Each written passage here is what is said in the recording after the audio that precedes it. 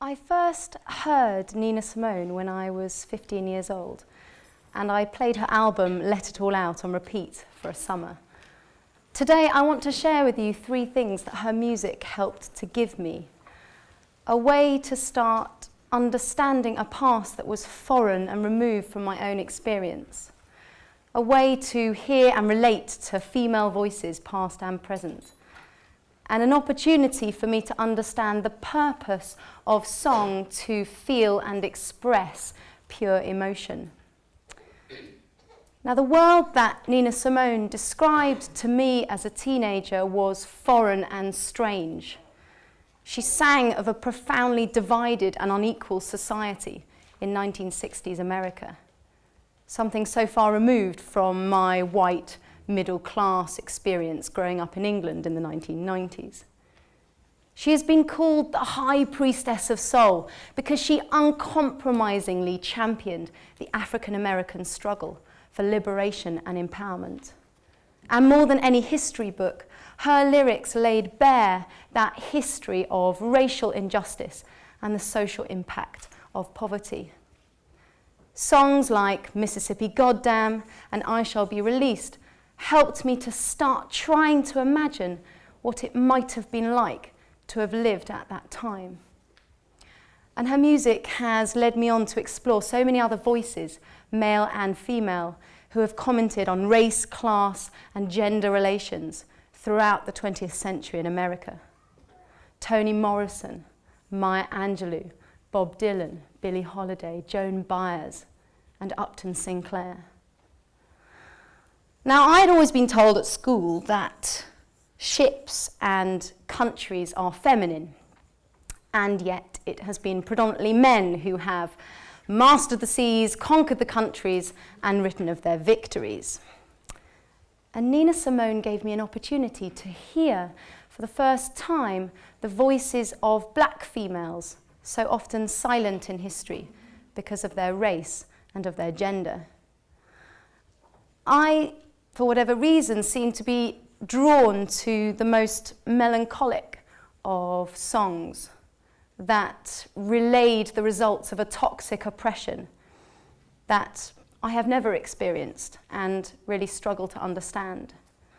No less powerful for me were her songs that told of timeless and universal feelings, the desires of love, the pain of unrequited affection, and the desperation of love lost.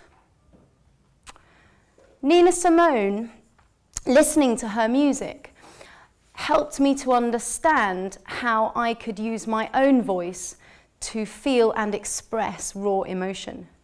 Each one of her melodies seemed to strike to the heart of a particular mood: anger, betrayal, loss, humour, hope.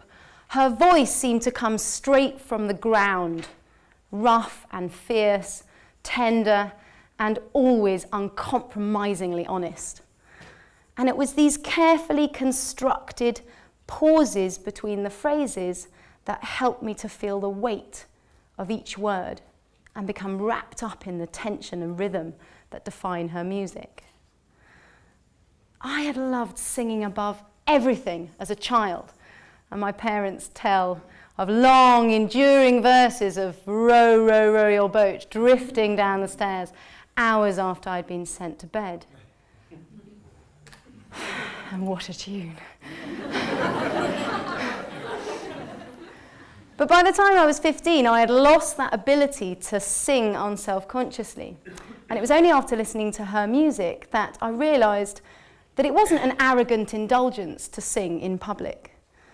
And now when I sing alone and in groups, I am intoxicated by the feelings of joy and unity that come from being together as a community.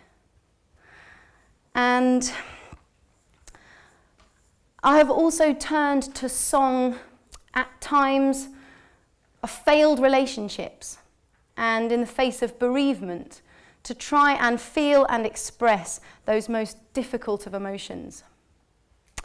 In a moment, I'm going to sing to you a song that began its life as a poem by Waring Cooney, a hidden gem of the Harlem Renaissance movement.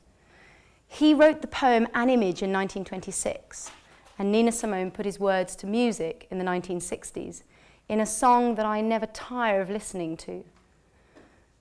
It tells the story of a West Indian woman who has been blinded to her own beauty through a life of drudgery. The song gives us a glimpse into a history of social, cultural, and racial dislocation that so many women must have experienced, not only in the 20th century in America, but all those centuries before. And the song for me raises interesting questions about how women perceive themselves and how dependent that self-image seems to be on the attitudes of the society around them. For me, I feel empowered when I sing this song because it reminds me how important it is to value myself so that I can start to value those around me.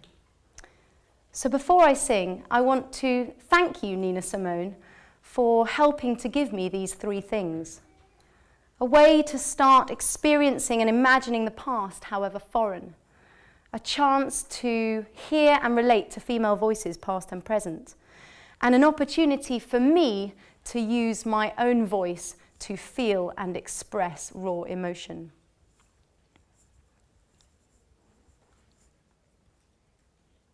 She